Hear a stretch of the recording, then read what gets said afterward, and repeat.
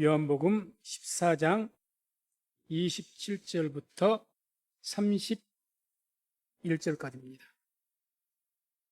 27절부터 31절까지 말씀을 같이 한 목소리로 합독하겠습니다. 평안을 너희에게 끼치노니 곧 나의 평안을 너희에게 주노라. 내가 너희에게 주는 것은 세상이 주는 것 같이 아니하니라. 너희는 마음에 근심도 말고 두려워하지도 말라. 내가 갔다가 너희에게로 온다 하는 말을 너희가 들었나니 나를 사랑하였다면 나의 아버지께로 감을 기뻐하였으리라. 아버지는 나보다 크심이니라. 이제 일이 이루기 전에 너희에게 말한 것은 이 일이 이룰 때에 너희로 믿게 하려 함이라. 이후에는 내가 너희와 말을 많이 하지 아니하리니 이 세상 임금이 오겠음이라. 그러나 저는 내게 관계할 것이 없으니 오직 내가 아버지를 사랑하는 것과 아버지의 명하신 대로 행하는 것을 세상으로 알게 하려 함이로라. 일어나라 여기를 떠나자 하시니라. 아멘. 말씀을 중심으로 해서 나의 평안을 너희에게 주노라. 이런 제목으로 말씀을 선포하도록 하겠습니다. 오늘 주님께서 우리에게 주신 말씀은 이제 주님께서 얼마 후에 제자들을 떠나고 그 주께서 하나님께서 자신에게 맡긴 사명 십자가의 사역을 감당하실 그 일에 대해서 말씀을 하셨습니다. 그래서 제자들이 여러 가지로 그 말씀을 듣고 불안해하면서 떨면서 그런 와중에 주신 말씀입니다. 그래서 27절을 보면 그 제자들이 이렇게 말씀합니다. 평안을 너희에게 끼치노니 곧 나의 평안을 너희에게 주노라. 내가 너희에게 주는 것은 세상이 주는 것 같이 아니하니라. 너희는 마음에 근심도 말고 두려워하지도 말라. 평안을 잃어버린 그 제자들에게 너희는 마음에 근심도 말고 두려워하지도 말라고 합니다. 평안이 깨지면 그러죠. 근심과 두려움이 가득 차게 됩니다. 우리가 살아가면서도 마음속에 평안을 잃었어요. 평정심을 잃었습니다. 그러면 모든 것에 대해서 두려움이 생기고 근심이 생깁니다. 제자들이 그런 거예요. 그동안 자기들의 보호처가 되었던 능력의 주님 아니셨습니까? 그 보호처가 되셨던 주님께 떠나신다 그러니까 십자가에서 죽으신지 그것까지는 깊이 생각 못할지라도 일단은 본인들을 떠난다 그러지 않습니까? 그러니까 이게 본인들의 보호자가 되었던 주님 떠난다니까 이게 막 마음의 근심, 앞으로 어떻게 살아가야 하나? 우리가 이제 돌아가면 3년 이상을 주님을 따라다녔는데 이제 돌아가서 뭘 해서 먹고 살고 아무튼 그런 근심과 두려움이 꽉 차게 된 겁니다. 그래서 14장 5절 8절 보면 그런 제자들이 하는 말씀이 나오는데 하는 말이 나오는데 도마가 가로되 주여 어디로 가시는지 우리가 알지 못하거늘 그 길을 어찌 알겠사옵나이까. 주님께서 내가 하나님 가겠다. 그러니까 그 주님께서 그 하나님 가는 게 우리가 어떻게 알겠습니까? 념 섞인 이야기죠. 도대체 우리는 어떻게 하라는 소리입니까? 그런 마음가짐이 내재되어 있는 그런 표현이라고 볼 수가 있을 겁니다. 우리는 어떻게 합니까? 그동안 주님만 믿고 따라다녔는데 갑자기 우리를 떠나신다면 우리를 어쩌자는 겁니까? 이런 이야기가 되겠죠. 또 빌립이 가로되 주야 아버지를 우리에게 보여주옵소서. 그리하면 족하겠나이다. 하나님 보여달라는 거죠. 좀 생떼 같은 그런 어떤 말이죠, 사실은. 그러니까 그만큼 제자들의 마음속엔 푸념이 떠나신다 그러니까.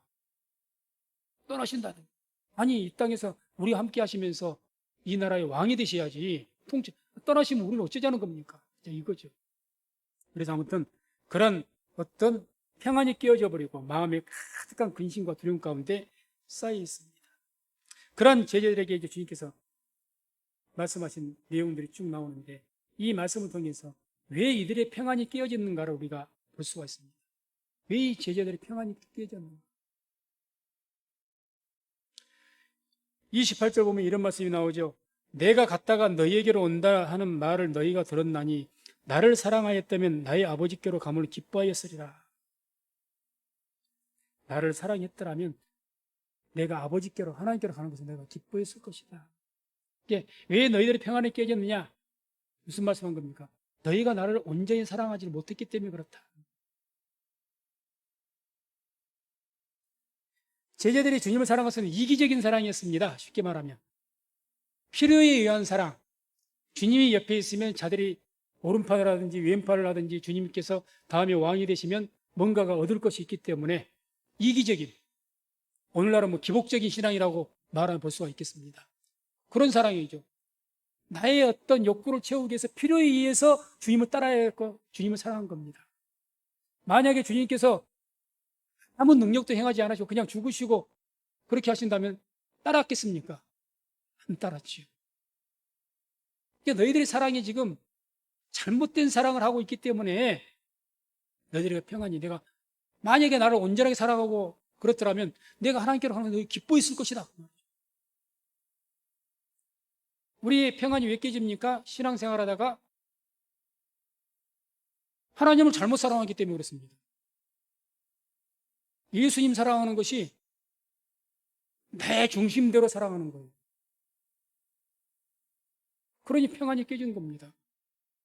내 욕구에 맞춰야 주님을 계속 살아가고 내 평안이 지켜지죠. 신앙생활도 그래야 평안하게 하지. 내 이기적인 욕심이 안 채워지면 그 신앙의 평안이 깨져버린 겁니다. 그래서 제자들도 그런 것처럼 푸념하고 원망하고 불평하고 왜 가시냐는 이야기죠. 왜 가시냐고. 우리는 어쩌라냐고. 우리는 어쩔 것이냐고. 또 29절 보면 이제 일이 이르기 전에 너희에게 말한 것은 일이 이룰 때 너희로 믿게 하려 합니다. 한마디로 이들이 왜 평안이 이렇게 깨져버렸느냐. 주님에 대한 그 믿음이 잘못되었기 때문에. 잘못되었기 때문에. 패역한 세대라고 했죠. 이 패역한 세대에서. 신앙이 뭔가가 잘못되었다는 거죠. 아까 말했던 거죠. 그런 이기적인 그런 어떤 것을 가지고 믿었으니까. 30절에 이후에는 내가 너희와 말을 많이 하지 아니하리니 이 세상 임금이 오겠습니다. 이 세상 임금 누구를 말합니까? 마귀를 이야기하죠. 주님이 이제 십자가 사역을 감당하려고 그러니까 처음에 마귀가 얼마나 이 사역을 방해했는지를 모릅니다. 그래서 마귀가 보면은 우리에게 신앙이나 이런 모든 것들이 해방하기 때문에 평안이 깨져버립니다. 우리가 살아가는 이 시대에도 주님의 공중재림이 가까울수록 공중권세 잡고 있던 마귀는 쫓겨날 겁니다. 주님이 재림하시니까. 그래서 마지막 때 대환란이 일어나는 거예요. 평안 깨져버리죠. 성령 충만했던 죄 백성들도 평안이 깨어지기 쉬울 겁니다. 너무 큰 혼란 있을 것입니다. 아무튼 그래서 평안이 깨집니다. 또 31절 보면 오직 내가 아버지를 사랑하는 것과 아버지의 명하신 대로 행하는 것을 세상으로 알게 하려 함이로라.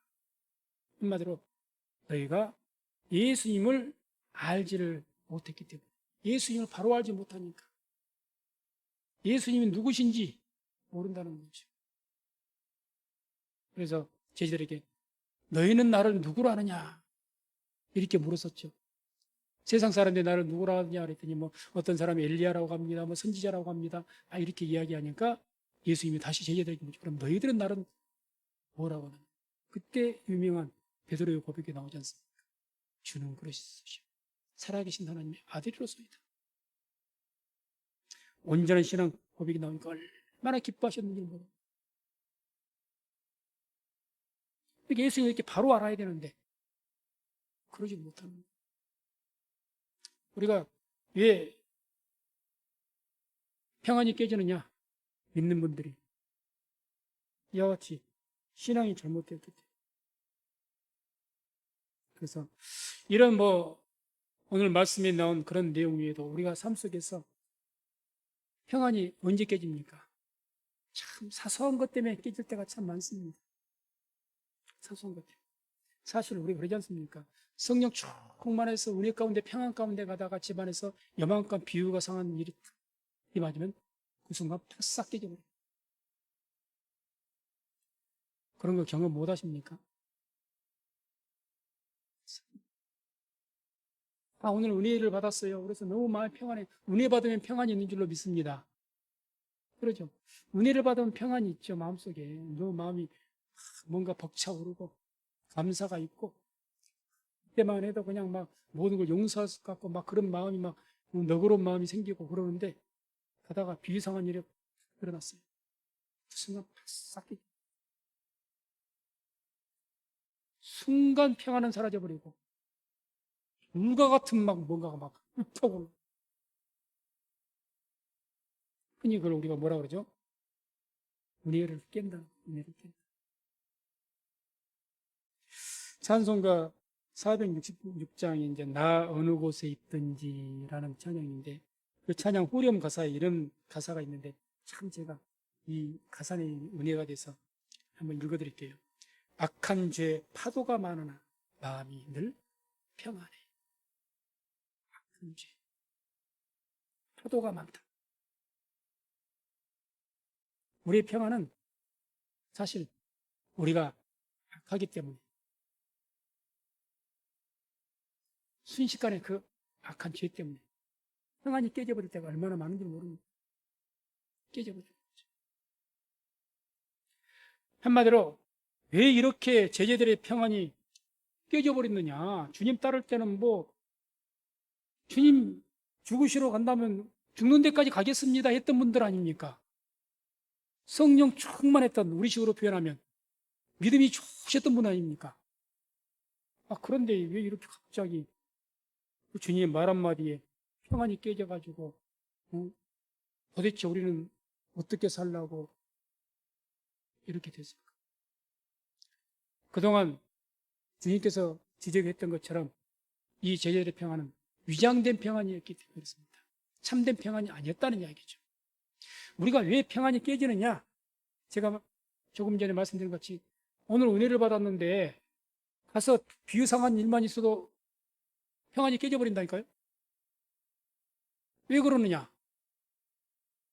참된 평안이 아니기 때문에 그렇습니다. 참된 평안. 그래서 이런 제자들의 모습을 보고 쉽게 깨져버리는 평안이, 은혜가 깨져버리고 평안이 깨져버리는 이 모습 보고 주님께서 오늘 주신 말씀이 바로 27절이라는 거죠. 그래서 이 제자들에게 평안을 너희에게 끼치노니 곧 나의 평안을 너희에게 주노라. 너희들이 지금 왜 이렇게 깨지느냐?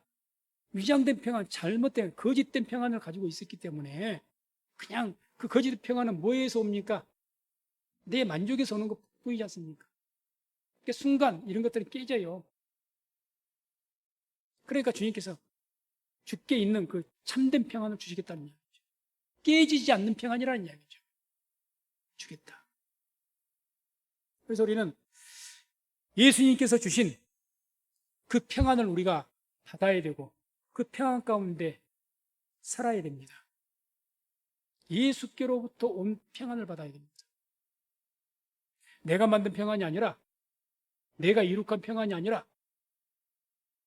어떤 주께서 말씀하신 세상이 주는 평안이 아니라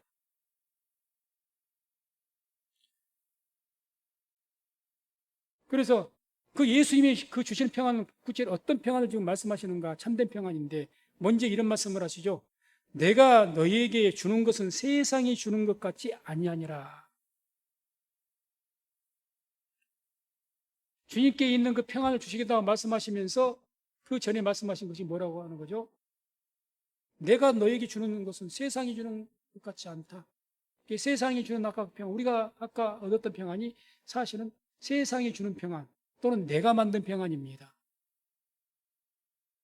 그것하고 다르다.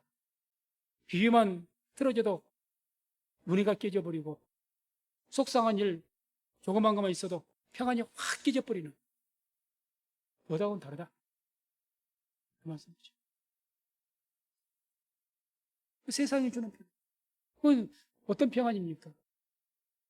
나에게, 내게 만족을 통해서 오는 평안이 아닙니까? 내 욕구의 만족, 내 필요, 건강이라든지, 물질 문제가 됐든지, 모든 인간 관계가 됐든지, 모든 것에 아무 문제가 없고, 내 욕구가 채워질 때 오는 평안. 그거는 깨지게 돼 있습니다. 언젠가는 이럴 때가 있기 때문에. 또 너무 쉽게 깨져버립니다. 그런 것들은. 너무 쉽게. 다른 것이 다 있어도 한 가지만 또 부족해도, 그러니까 뭐 부족까지는 아닐지라도 비유상한 일만 있어도 평안이 깨져버린다니까요. 제가 이사 간 지 한 달 좀 못됐습니다. 한 달간 있으니까 이사 갔으니 얼마나 좋으실까. 항상 할렐루야, 할렐루야. 그럴 것 같죠. 그러더라고요. 어떻게 보면 그동안 너무 힘들게 살았기 때문에 좋은 거처를 얻었으니까 그냥 하루 내내 최소한 그래도 한 1년간의 평안해야 될 것 같은데 막 은혜로 할렐루야 해야 될 것 같은데 안 그렇더라는 겁니다. 한가 하나면서도 깨져. 그게 세상이 주는 평안입니다. 성도님들, 돈 많이 벌면 평안 안 깨질 것 같습니까? 아니요. 자그마한 한 가지 한 가지로 평안이 확 깨져버립니다. 돈이 있어도요, 평안 깨지고 행복을 못 누립니다. 평안이 깨지니까 행복을 못 누리죠. 건강이 있어도 행복 못 누립니다. 가시만한 뭐가 나를 콱 찌르도 온몸이 아픈 것처럼 그냥 자그마한 가시 하나 나를 콱 찌르니까 순간적으로 평안했던 것이 확 깨져버리는 거죠. 그게 세상이 주는 평안입니다. 그러나 주님께서 우리에게 주시는 평안은 어떤 일이 있어도 깨어지지 않는 그런 평안인 줄로 믿습니다. 그 평안을 주시겠다는 이야기죠. 그래서 주께서 주시는 평안은 에이레네의 평안이라고 이야기합니다. 평안이란 이 말이 성경 원어로 헬라어로 에이레네거든요. 그 평안. 구약 성경에서 말하는 샬롬이란 평안은 그냥 복을 주어서 얻는 평안이고, 신약 성경에서 에이레네 평안은 그런 어떤 외형적인 어떤 복을 통해서가 아니라 우리 영혼에, 우리 심령 가운데 있는 평안을 이야기합니다. 그래서 요한복음 20장 26절을 보면 이런 말씀이 나옵니다. 함께 말씀을 한번 합독합니다. 여대례를 지나서 제자들이 다시 집안에 있을 때에 도마도 함께 있고 문들이 닫혔는데 예수께서 오사 가운데 서서 가라사대 너희에게 평강이 있을지어다. 아멘. 지금 주님께서 너희에게 평강이 있을지어다. 어떤 평강을 말씀하시는 에이렌의 평강이 있을지어다. 샬롬의 평강 말고 지금 상황이 어떤 상황입니까? 예수님의 부활로 인해서 예수님은 제자들을 붙잡기 위해서 군사들이 눈이 시퍼렇게 찾아다니고 있습니다. 불안에 떨고 있습니다.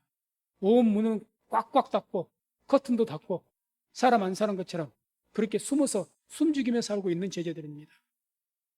그들에게 오신 거죠. 두려움과 공포 가운데, 근심 가운데 사로잡혀가고 있어 언제 어느 때 그냥 누가 밀고를 해서 군사들이 쳐들어올지 모르는 거죠. 잡혀갈지 모르는 거죠. 그러니 얼마나 걱정되겠습니까? 그럴 때 주님께서 너에게 평강이 있을지다. 그렇게 쉽게 깨져버리는, 나 없다고 그냥 깨져버리는 그런 평강 말고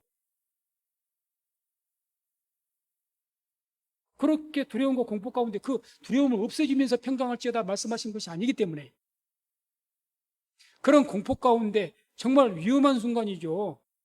오늘날 같은 우리가 코로나로 언제든지 내가 혹시 감염이 될까? 어떤 전염병 위험 속에서 그냥 그런 두려움 가운데 그런 두려움 속에서도 하나님을 바라보면서 하나님을 믿는 그 믿음을 통해서 하나님 주신 참평을 통해서 평안을 누리라는 이야기죠. 그 주님께서 주신 평안이 있는 사람은 세상이 어떤 일이 있어도 그 안에서 평안을 누립니다. 그 안에서. 베드로 보세요. 사도행전 보면은 감옥에 갇혀서 양쪽에 쇠고랑이 치워지고 그리고 언제 죽을지 모르는 깊은 감옥에서도 하나님을 찬양하고 또 그 안에서 잠잤다고 이야기하지 않습니까? 베드로가 깊이 잤다고 나오고 천사가 깨워야 돼요. 천사가 옆구리를 째서 베드로야 일어나라. 도대체 무슨 배짱일까요? 배짱이 아니라 주께서 주신 평안이 있기 때문에 감옥 안에서도 잘 수가 편안한 잠을 깊이 잤다고 있거든요. 성경에 보면 깊이 자고 있어요. 깊이. 평안의 주인이시기 때문에 풍랑 가운데 예수님께서는 그 배 위에서 그 폭풍이 몰아쳐서 부딪히는 그 배 위에서도 주무시고 계셨습니다. 참된 평안이 있기 때문에 내일부터 요나서를 우리가 새벽 기도에 말씀을 쭉 보겠지만 요나가 다시스로 도망가니까 하나님께서 그 배를 갖다가 대풍이 일어나서 그냥 배가 깨지게 생겼습니다. 그런데 성경에 봤더니 요나서 1장 보니까 요나가 배 밑에 내려가서 깊이 자고 있더라고요. 깊이 자고. 주님께서 주신 평안이 있으면요, 내가 오늘 돈이 없든지 내일 먹을 것이 없든지 내 몸이 아프든지 그럼에도 불구하고 우리에게 평안은 있는 줄로 믿습니다. 그게 주님께 주신 평안이에요. 이 평안을 오늘 우리 모든 주의 성도들 이미 뭐 이 평안을 누리고 계신 분들도 계시겠지만 이런 평안을 받으시고 그 주께 주신 평안을 주님 나라 오시는 그날까지 누리는 우리 성도님들 되시기를 주의 이름으로 축원을 드립니다. 그럼 이 평안이 대체 어떤 평안이기 때문에 이렇게 되느냐? 이렇게 어떤 위험과 두려움 속에도 평안을 얻을 수가 있는 거냐? 그 이유가 대체 뭐냐는 거죠. 그 이유가 뭐냐? 요한 1서 4장 16절을 보면 이런 말씀이 나옵니다. 하나님이 우리를 사랑하시는 사랑을 알고 우리가 알고 믿었노니 하나님은 사랑이시라. 사랑 안에 거하는 자는 하나님 안에 거하고 하나님도 그 안에 거하시느니라. 하나님은 사랑이시라. 주님께서 주시는 그 평안은 어디에가 근거가 되어 있느냐? 하나님께서 우리를 사랑하시는 그 하나님의 사랑의 안에서 나오는 평안이기 때문에 그렇습니다. 사랑으로 말미암아 주시는 평안이라는 얘기죠. 예를 들어서가 아니라 이렇게 생각하면 될 것 같습니다. 주님께서는 지금 제자에게 말씀하실 때 뭘 얘기한 거죠? 십자가에서 죽으실 것을 말씀하시는 거예요. 그런 상황에서 내게 있는 평안을 너에게 주신다고 말씀하지 않습니까? 자, 주님의 상황은 어떤 상황이죠? 너무 잘 아실 거예요. 십자가에서 보니 죽으셔야 된다는 것. 그 고통이 어떤 고통인지 겟세마네 동산에서 땀방울이 핏방울이 되기까지 기도하시지 않습니까? 그걸 이기기 위해서. 그렇게 고통스러운 일을 눈앞에 두고 있습니다. 그럼에도 불구하고 내게 있는 평안을 너에게 주겠다?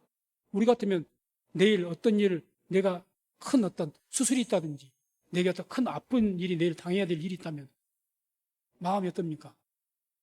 공포가 일어나죠. 평안이 깨집니다. 평안이 깨져요. 그러지 않습니까?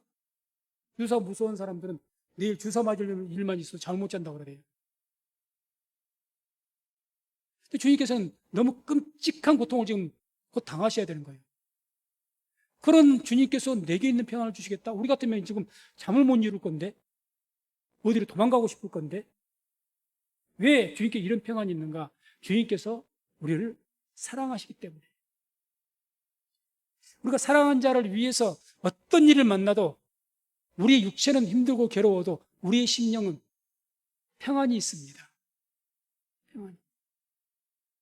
우리가 아주 깊이 사랑하는 대상, 자녀라든지 가족이라든지 그 사랑하는 그 대상을 위해서 내가 뭔가 고통을 받아야 된다면 비록 고통받고 힘은 들지만 내 마음은 어떻습니까?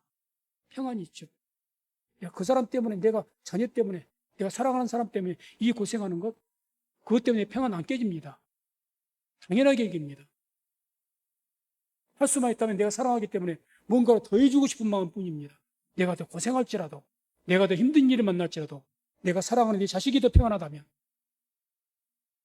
고생을 해도 좋다. 그런 평안이라는 거죠.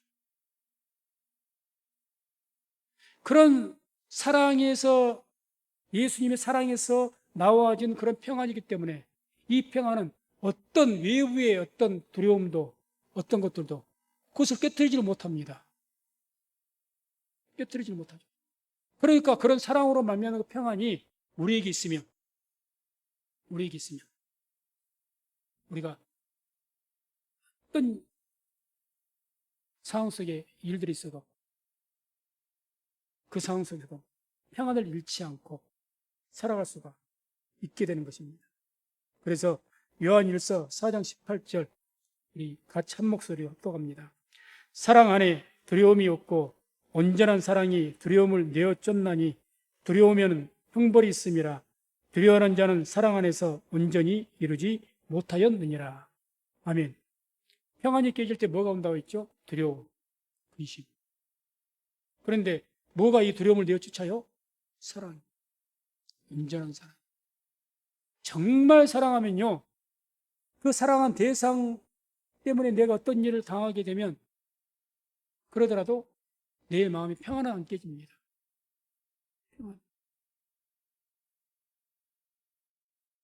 평안이 안 깨져요. 내가 정말 사랑합니다. 그러니까 우리가 주님을 진심으로 사랑하면 주의 십자가의 길을 가는 것, 주 예수를 그 믿는 믿음을, 그 믿음의 시련들을 견디는 그런 힘든 그런 상황 속에서도 우리의 심령에 평안은 깨지지 않을 줄로 믿습니다. 반대로 하면 주님을 온전히 사랑하지 못하면 위장된 평안이었죠. 그동안. 거짓된 평안. 사랑을 통해서 주님을 내가 너무 사랑하기 때문에 우리는 멀리 이야기할 필요가 없고 믿음을 통해서 믿음을 지키는 것을 통해서 오는 시련을 이야기해야 되지 않겠습니까? 그런 시련들, 아픔들, 그런 것들이 우리의 모든 평안들을 깨뜨려 버리는데 주님을 온전히 사랑하면 그런 어떤 모든 믿음의 시련들이 어떻게 우리에게 다가와도 그 시련들이 있다고 해서 그게 없는 것이 아닙니다. 있다고 해서 평안이 깨지지는 않는다는 거죠. 그러니까 우리가 변함없이 주께서 주신 평안이 내게 있으면 비록 힘들면서도 때론 눈물을 흘리면서 그래서 내 심령에 내 영혼은 평안하고 내가 흔들리지 않고 신앙생활을 해나가고 믿음의 삶을 살아가는 그런 은혜가 있게 되는 겁니다. 그래서 우리 믿는 자들이 끝까지 신앙에서 믿음으로 승리하기 위해서는 주님께서 주신 참된 평안이 있어야 됩니다. 참된 평안. 위장된 평안 말고 채워졌다고 해서 좋아서 됐다고 해서 좋아서 그런 평안 말고 그것은 요만한 가시 하나만 찔러도 터져버립니다. 그러나 주님께서 주신 평안 어떤 가시로 찔러도 어떤 칼로 찔러도 터지질 않습니다. 깨지질 않습니다. 아무리 내가 힘들어도 내 심령, 내 영혼에서는 뭔가가 힘은 들지만 주님을 사랑하기 때문에 주님을 위해서 내가 믿음을 지키고 있고 주님을 위해서 내가 뭔가 헌신하고 있고 봉사하고 있다. 이런 생각을 하면 너무 마음이 흐뭇한 거예요. 감사하고. 우리 성도님도 그러지 않습니까? 내가 아무리 힘들어도 자식들에게 내 모든 걸 갖다 바쳐도 내 자식들이 잘 먹고 또 평안하면 잘 살고 행복하게 살면 그것 보고 행복하지 않습니까? 그것 보고. 왜 행복하죠? 행복한 이유가 뭐죠? 사랑 때문 아닙니까? 사랑. 사랑으로 말미암지 않는 평안은 금방 깨져버려요. 그래서 주님을 사랑하는 자에게 참된 평안이 있는 줄로 믿습니다. 평안이. 주님께 이 평안을 우리에게 주신다고 하죠. 평안을 너희에게 끼치노니 곧 나의 평안을 너희에게 주는 평안을 너희에게 끼친다. 주의 사랑 그 평안이 어떻게 우리에게 미쳐지느냐? 주님께서 우리를 그처럼 죽으시기까지 우리를 사랑하시는 십자가에서 모든 고통을 다 받으시고 죽기까지 우리를 사랑하시는 그 주님의 그 사랑을 우리가 온전하게 믿을 때 우리에게 주님이 주신 그 평안이 우리에게 임하는 줄로 믿습니다. 주님의 사랑을 믿으십시오. 주님께서 얼마나 우리를 사랑하시는지 그 사랑을 말씀을 통해서 계속 우리가 깊이 묵상하고 이처럼 사랑하사의 그 이처럼이란 것에 많은 의미가 함축되어 있지 않습니까? 성경 보세요. 이미 주님께서 죽으시기로 이 메시아를 보내서 우리를 구원하시기 위해서 한 것이 이미 영원전부터 작정됐다고 에베소서에 말씀하지 않습니까? 영원전부터 하나님께서 우리를 구원하시기 위해서 이미 영원전부터 계획하시고 작정하시고 우리를 구원하시기 위해서 모든 인생을 다 감수하기 위해서 다 짜놨어요. 다 준비해 놓으셨어요. 모든 초점이, 하나님의 초점이 우리에게 있는 거죠. 세상의 모든 우주 만물을 창조했을지라도 주님께서 가장 집중해서 정말 눈동자같이 지키신다고 말씀한 것처럼 가장 그 피조물 중에서 가장 중요하게 보는 것이 뭐겠습니까? 우리죠. 택한 백성입니다. 그래서 이 너무 사랑하는 이 죄의 백성들을 구원하시기 위해서 육체의 몸 입으시고 그 조롱받으시고 십자가에서 그 고통 다 당하시고 견디시고 죽으신 겁니다. 그 사랑을 알라. 이 사랑을 알지 못해서 제자들은 다 실패한 겁니다. 위장된 평안. 주님의 사랑을 알지 못했거든요. 그러니까 예수님께서 부활하시고 나서 제자 가장 대표로 사도 베드로를 불러다 놓고 앉혀놓고 묻지 않습니까? 마지막으로 요한의 아들 시몬아, 내가 나를 사랑하느냐? 베드로 입장에서는 한편 억울할 수가 있겠죠. 아니, 나는 주님 사랑한다고 사랑했습니다. 아니죠. 그러니까 너희는 사랑을 모른다는 거예요. 진정 나를 사랑하냐고.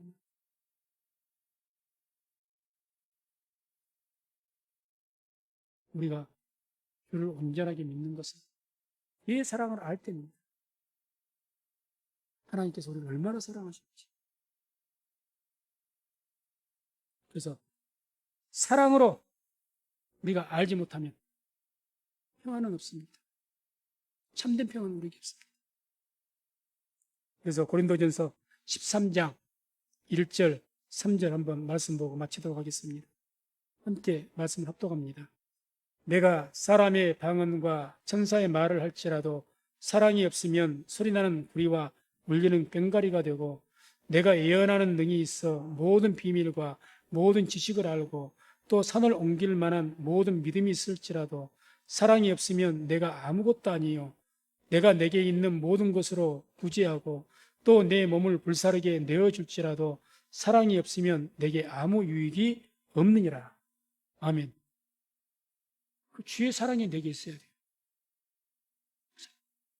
그것이 아니면 아무 유익이 없어요. 아무것도 아닙니다. 아무것도. 그래서 말씀을 맺습니다. 주의 사랑 안에, 그 사랑 안에 참된 평안이 있습니다. 우리 모성도님들 주의 사랑을 알고 믿어서 그 주께서 주신 참된 평안을 누리고 살아가는 우리 모든 성도님들 다 되시기를 주의 이름으로 축원을 드립니다. 기도하겠습니다. 하나님,